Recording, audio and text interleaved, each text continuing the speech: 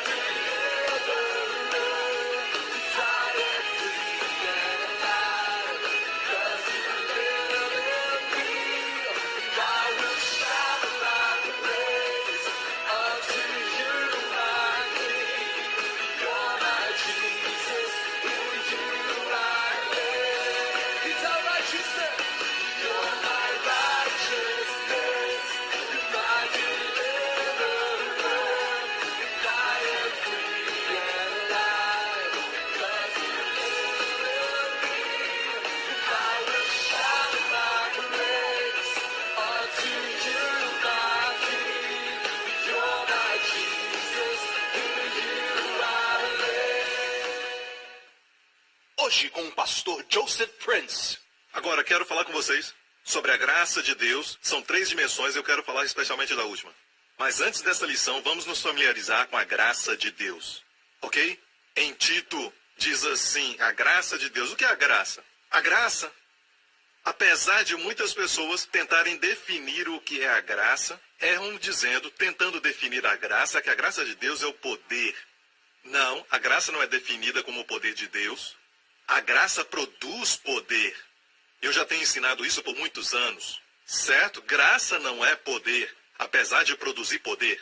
A graça é o favor de Deus imerecido que não somos dignos. Posso ouvir um amém? Amém? A graça da nossa parte.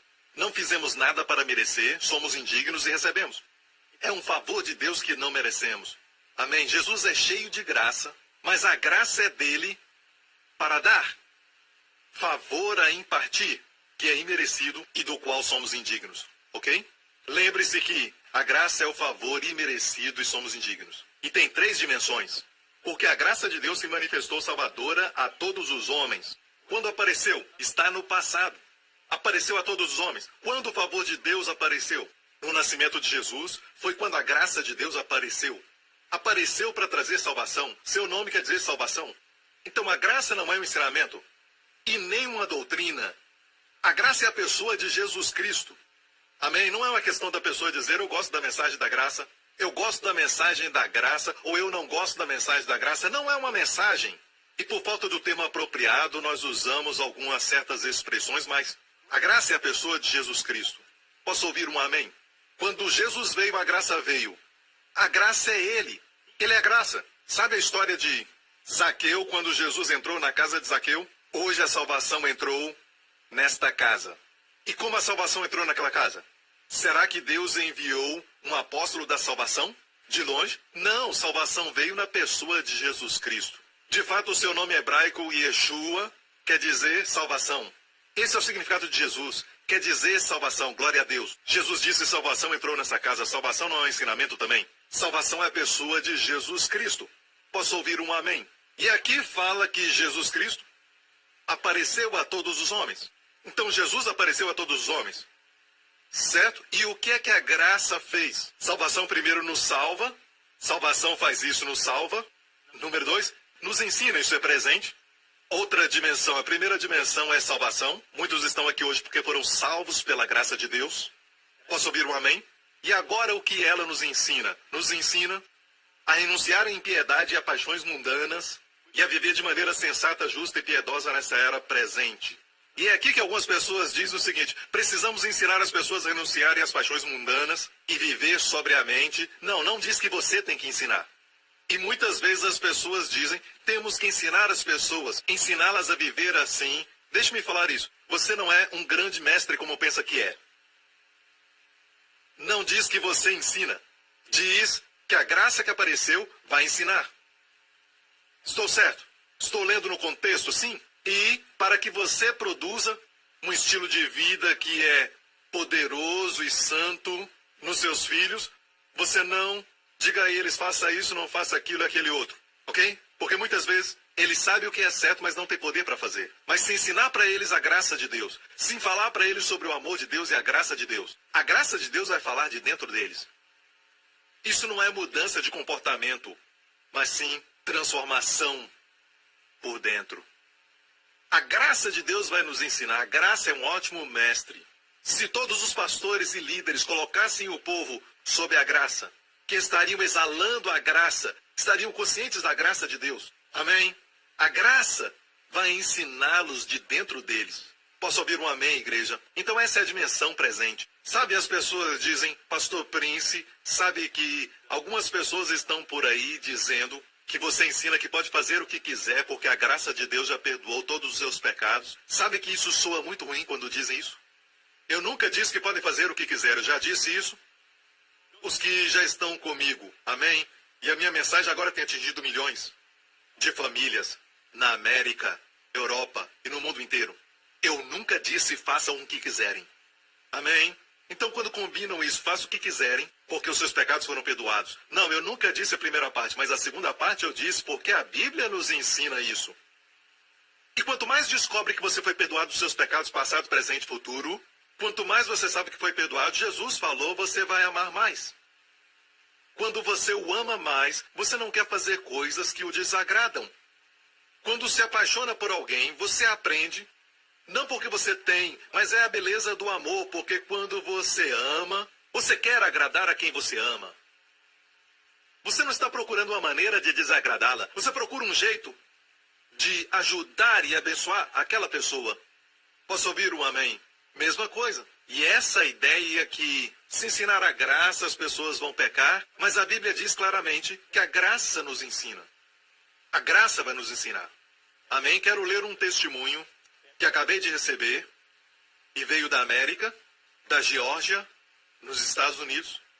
Este homem, irmão, disse, eu lutei contra o vício de álcool e drogas desde que estava na faculdade. E essa é uma combinação letal, álcool e drogas. É uma combinação letal. E ficou tão ruim e fora de controle que eu comecei a usar cocaína quando bebia. E isso, definitivamente, uma combinação ruim. Eu cresci numa família religiosa e eu me cobrava e me feria emocionalmente quando eu errava. Quando isso acontecia, eu me embriagava e usava cocaína. Pastores e líderes, ouçam com cuidado. Se você ouviu o que ele está dizendo, ele disse, quanto mais fala condenando as pessoas, quanto mais você apontar o seu dedo religioso e dizer para eles, você deve, mais vão se sentir culpados e condenados. Ouça, a condenação me levava a beber e usar drogas uma vez e outra vez, e o ciclo era contínuo. Você vê isso?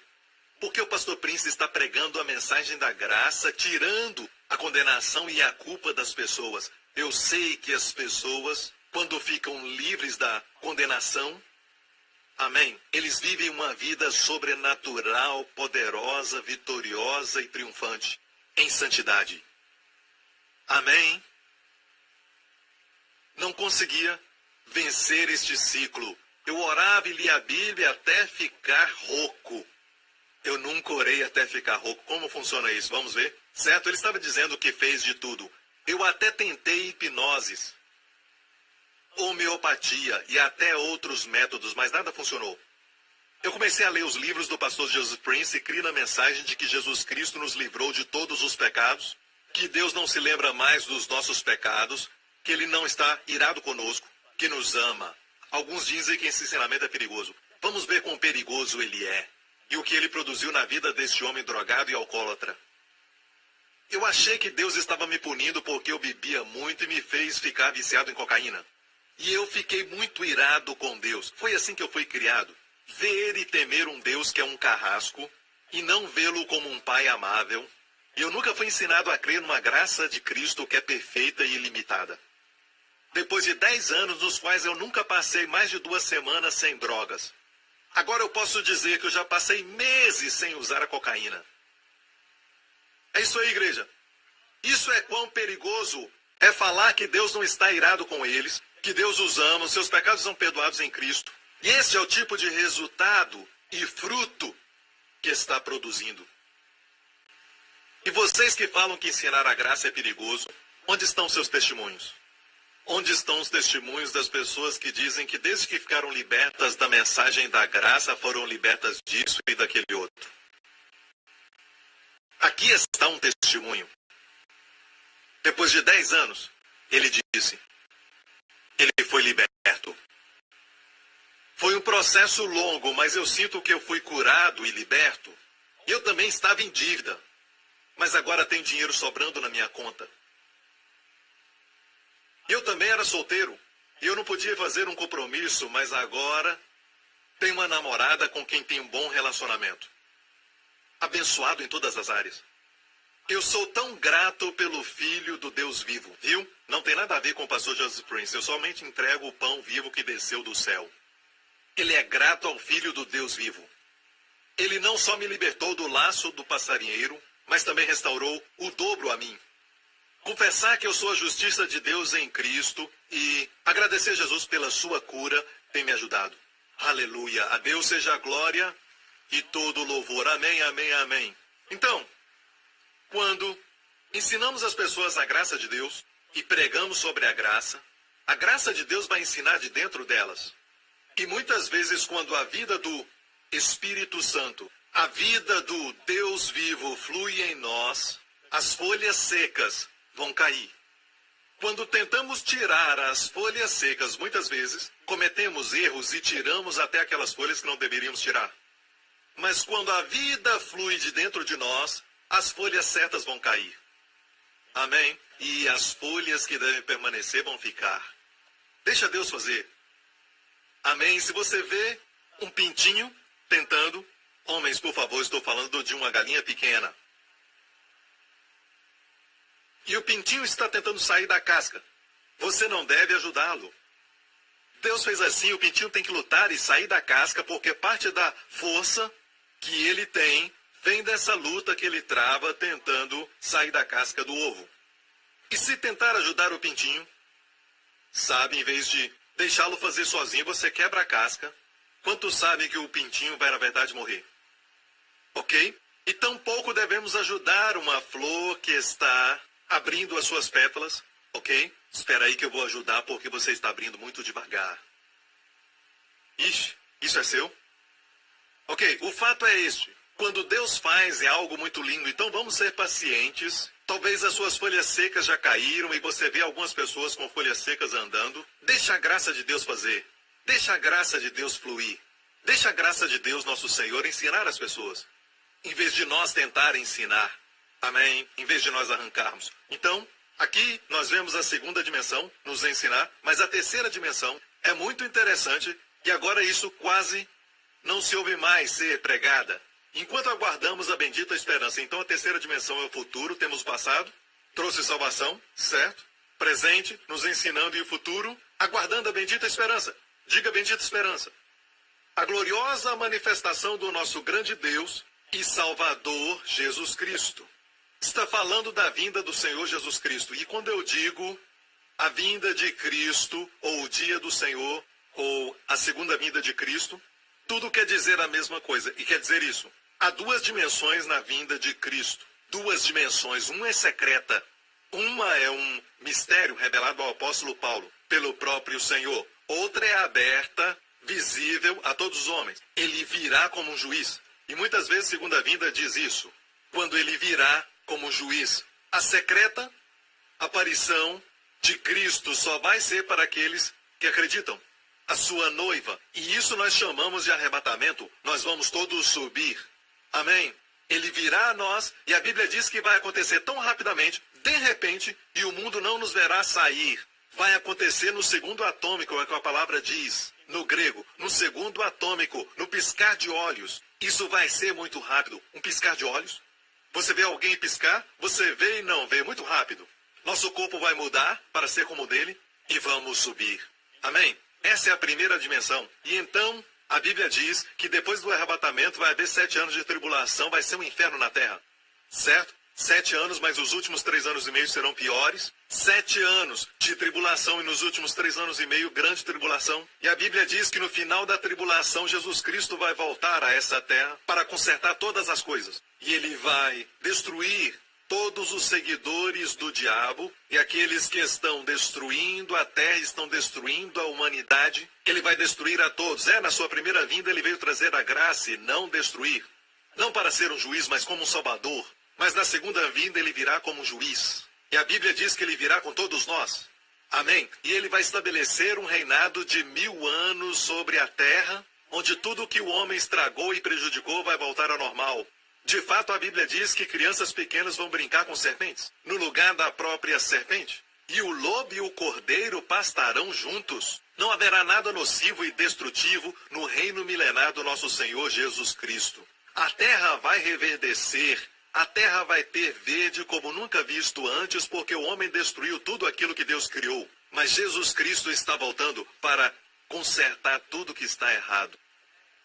Amém? Então tem duas dimensões aí, lembre-se disso. Agora, tem algumas pessoas que dizem que o arrebatamento é uma coisa nova, é uma invenção. Se você ler o que o apóstolo Paulo diz, ele fala que é um mistério e como ele vai nos arrebatar. E alguém pode dizer, pastor Prince, a palavra arrebatamento não está na Bíblia e nem a Trindade. Mas a verdade é que mesmo que a palavra Trindade não esteja na Bíblia, você vê o Pai, o Filho e o Espírito Santo, não 3 deuses, mas um Deus, Deus triuno, 3 em 1, um Deus. E usamos a palavra Trindade para expressar isso. E falar de Deus, do Deus único. Portanto, a verdade existe. Mas usamos essa palavra para expressar. Da mesma forma, a palavra grega usada para nos trasladar é a palavra rapatzo, ou sequestrar, ou tomar aquilo. Falamos arrebatamento. Amém? Porque era isso que a igreja primitiva falava. Então falamos arrebatamento. Então quando eu falo arrebatamento, você entende?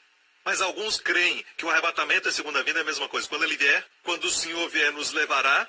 E é uma coisa engraçada. Em um só evento, imagine, ele vem nos céus, ele vem, nos leva, ele leva todos nós, somos transformados e vamos até o céu. E ele diz, agora vamos voltar para a terra. Volta, volta, volta, volta, volta. Volta, nós vamos descer para julgar o anticristo e o seu exército e estabelecer o reino. Não, não, não, tem duas partes aí. Você está me ouvindo? Agora, as bodas de um judeu, nos dias de Jesus, no Antigo Testamento, eles não sabiam quando o noivo viria. Eles sabiam a época que viria, mas não sabiam exatamente. Então a noiva se vestia como noiva toda noite. Qualquer noite ele viria. Eles sabiam a época, mas não sabiam quando. Ok? Muito interessante, porque estamos na época do arrebatamento. Nós sabemos que estamos na época, mas não sabemos o dia nem a hora, porque Jesus mesmo falou, ninguém sabe o dia nem a hora. Mas sabemos a época, não somos filhos das trevas.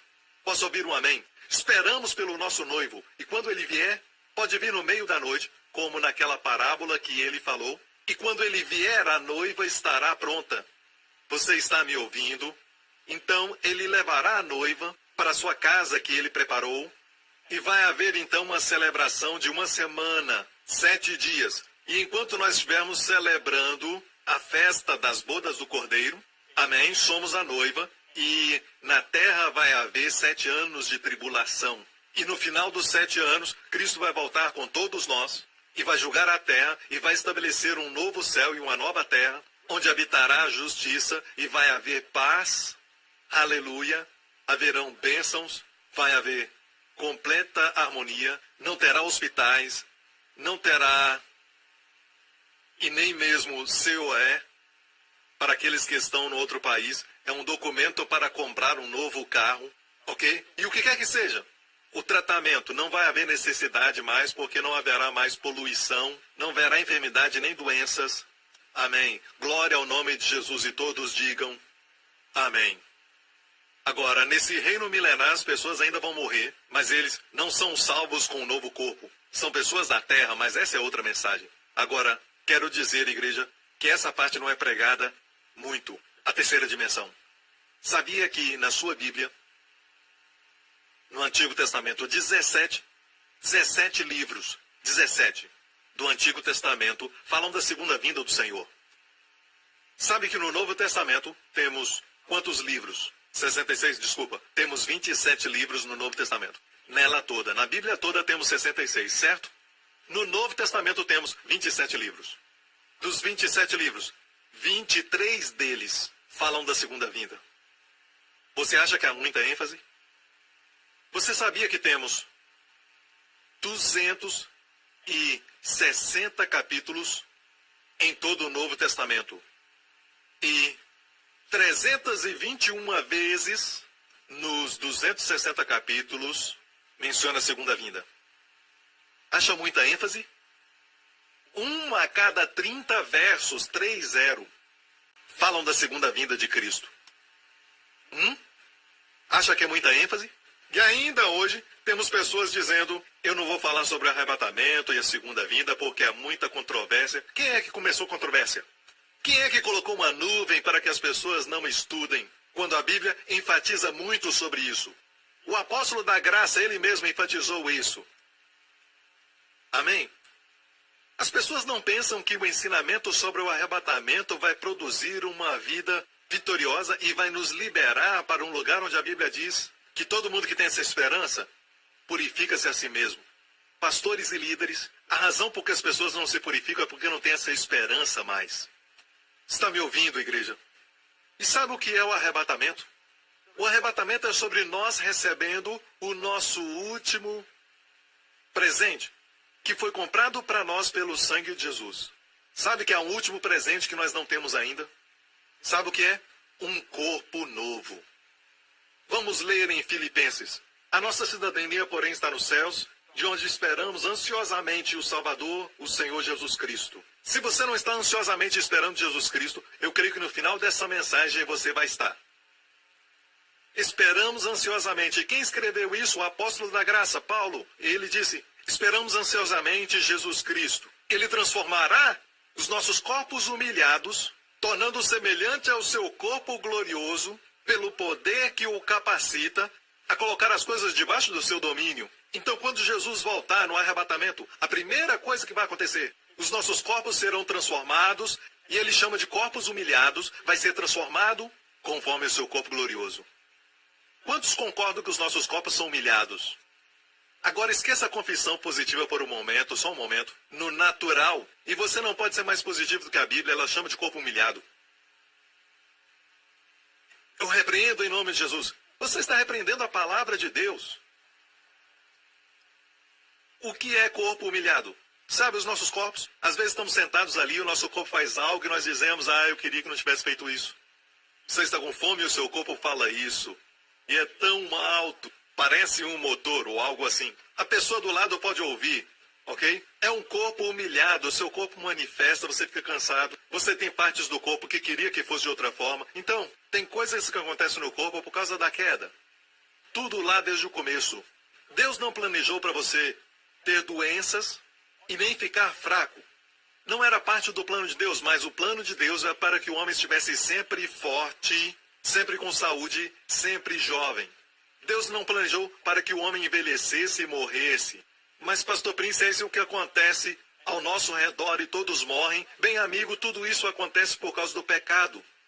Tudo isso acontece por causa do pecado. Então, por que Deus permitiu isso? Você deveria ter estado aqui na semana passada.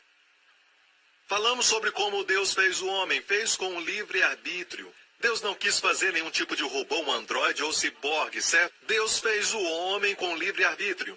Amém? E se Deus usa o seu poder, sabe, para manipular a escolha do homem, então Deus está brincando com o homem quando deu o livre-arbítrio. E outra coisa é essa, as pessoas perguntam por que Deus colocou aquela árvore, quando a árvore causou aqueles problemas. Bem, se Deus cercasse os nossos primeiros, pai e mãe, com tudo de bom e dissesse, eu dou livre-arbítrio, mas tudo aqui é bom. É como, você não quer que seu filho saia, nunca. E você coloca diante dele todos os brinquedos, e tudo é bom, e tudo é orgânico e não faz mal algum. A criança vai crescer fraca, porque não tem o direito de crescer e exercitar o seu livre-arbítrio.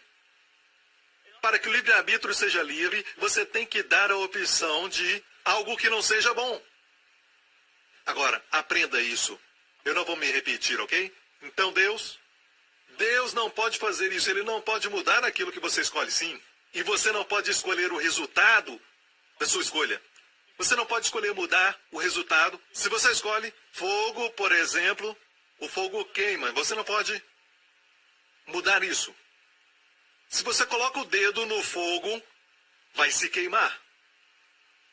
Você não pode dizer, eu vou colocar o dedo no fogo e não vou me queimar. Você não pode escolher o resultado da sua escolha. Nem mesmo Deus pode mudar o resultado da escolha do homem. Se pudesse, não enviaria o seu filho para morrer por nós. Amém? Para poder nos salvar, Jesus Cristo teve que derramar seu sangue. No próximo programa. Deus enviou seu filho para morrer pelos nossos pecados, pelas nossas consequências, para sermos livres.